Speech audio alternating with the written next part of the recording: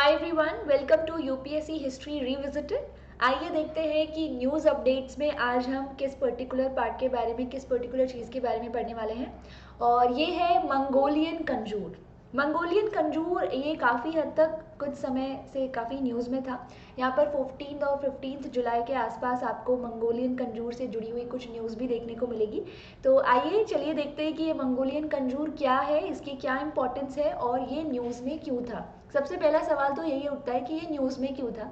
तो ministry of culture जो है उसने ये दावा किया है कि मंगोलियन कंजूर के 108 वॉल्यूम्स जो है उनको रीप्रिंट किया जाएगा NMM यानी कि नेशनल मिशन ऑफ मैन्युस्क्रिप्ट्स के अंडर। एंड ये जो पर्टिकुलर दावा किया जा रहा है ये 2022 तक किया जा रहा है कि 2022 तक इसको रीप्रिंट कर लिया जाएगा।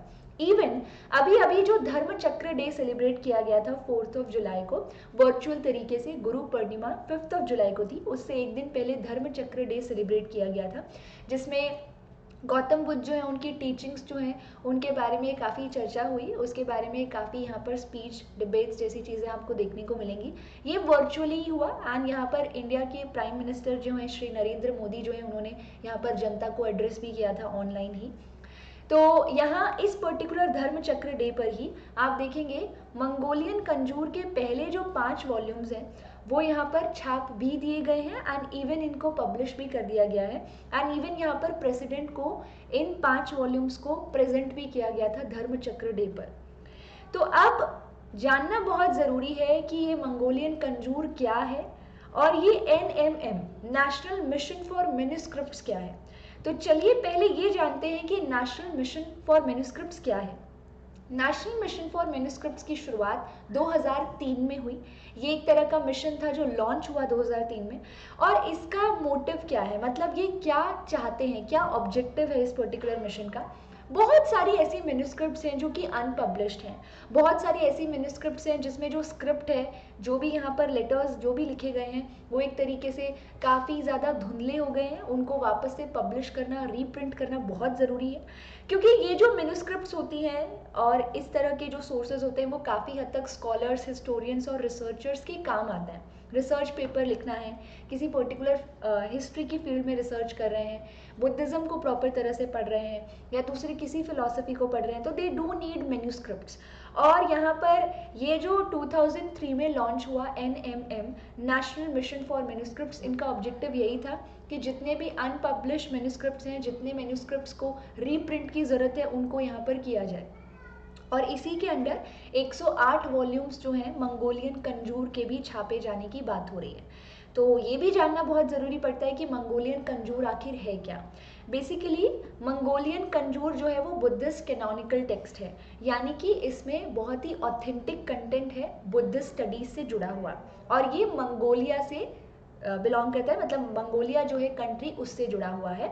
एक तरह से कंजूर का मतलब होता है कंसाइज ऑर्डर, मतलब कि इसमें जो भी चीज़ें लिखी गई हैं वो एक तरह से जो भी बुद्धिस्ट मॉन्क्स और नन्स होते हैं उनको फॉलो करने होते हैं। आज के समय में देश भर में, दुनिया भर में ये जो बुद्धिज़्म है ये अपने आप में बहुत बेहतरीन और बहुत ही बड़े लेवल पर फैला हुआ रिलीजन है। भारी मात्रा में भारी पॉपुलेशन जो है वो इस बुद्धिज़्म को फॉलो करती है, इस रिलीजन को फॉलो करती है। एंड इसी वजह से ये जो कंजूर है, मंगोलियन कंजूर, मंगोलिया के लोग जो है वो फॉलो करते हैं। इसमें बुद्धिस्ट टीचिंग्स हैं और काफ़ी सारे दूसरे ऑर्डर्स भी आपको इसमें देखने को मिलेंगे एज अ बुद्धिस्ट जो आपको फॉलो करने होते हैं। नॉर्मली क्या देखा जाता है, बुद्धिस्ट जो हैं वो बुद्धिस्ट मोनेस्ट्रीज जो होते हैं, मठ जो होते हैं, उनमें भी इन कंजूर्स को रखते हैं एंड उनकी पूजा भी की जाती है।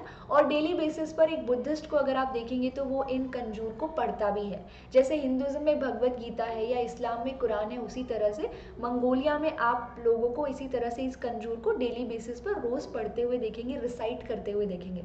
तो इस तरीके की चीज़ें जो है वो वहाँ होती हैं। ये जो मंगोलियन कंजूर है इसकी अगर हम बात करें तो ये काफ़ी हद तक मंगोलिया से जुड़ा हुआ है और उसको कल्चरल आइडेंटिटी भी देता है।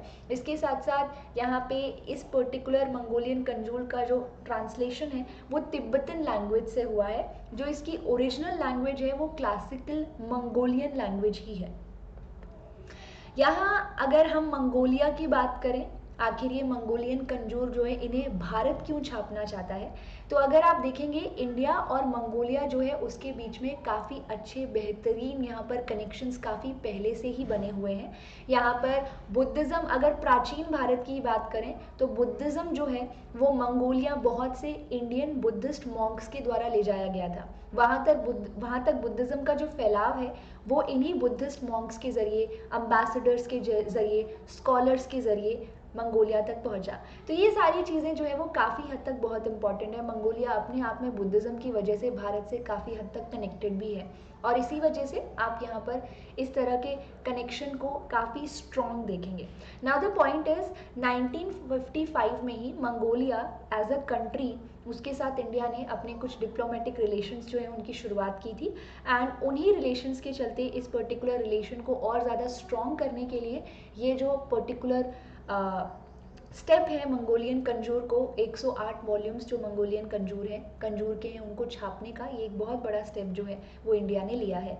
यहाँ पर आप मैप में भी देख सकते हैं आज के समय में मंगोलिया जो है वो चाइना और रशिया के बीच के पोर्शन में एक कंट्री है और ये काफ़ी हद तक बुद्धिस्ट रिलीजन जो है फॉलो करते हैं। इसमें मेजॉरिटी ऑफ लोग बुद्धिस्ट रिलीजन को ही फॉलो करते हैं। बुद्धिज़्म जो है उसकी अगर बात करें तो बुद्धिज़्म का जो जन्म है, उसका जो ओरिजिन है वो भारत में ही हुआ है और इसी वजह से बहुत सी ऐसी कंट्रीज़ जो बुद्धिज़्म को फॉलो करती हैं उनका कहीं ना कहीं कल्चरल बेसिस पर भी भारत से कनेक्शन है। सो इसी वजह से ये एक बहुत ही मेजर और बहुत ही इंपॉर्टेंट स्टेप है जो कि इंडिया के द्वारा लिया जा रहा है। 2022 तक ये दावा किया जा रहा है कि मंगोलियन कंजूर जो है उसको बेहतर तरीके से छाप कर प्रेजेंट कर दिया जाएगा। तो ये था एक छोटा सा न्यूज़ अपडेट इस हिस्ट्री वाले पोर्शन में एंड इसके साथ साथ मैं अनअकैडमी प्लस पर भी लाइव पढ़ा रही हूँ। अनअकैडमी प्लस का सब्सक्रिप्शन लेने के लिए आप रीविजिट 10 का यूज़ कर सकते हैं, इस रेफरल कोड का यूज़ कर सकते हैं। ये पर्टिकुलर जो रेफरल कोड आप यहाँ पर देख रहे हैं दिस वन, ये आपको अनअकैडमी प्लस के सब्सक्रिप्शन पर 10% का डिस्काउंट देगा। तो ज़रूर अनअकैडमी प्लस को ज्वाइन करें। इसके साथ साथ यूपीएससी हिस्ट्री रिविजिटेड को यहाँ सब्सक्राइब करना ना भूलें। अगर ये वीडियो आपको पसंद आई तो इसको ज़रूर शेयर करें। Thank you so much.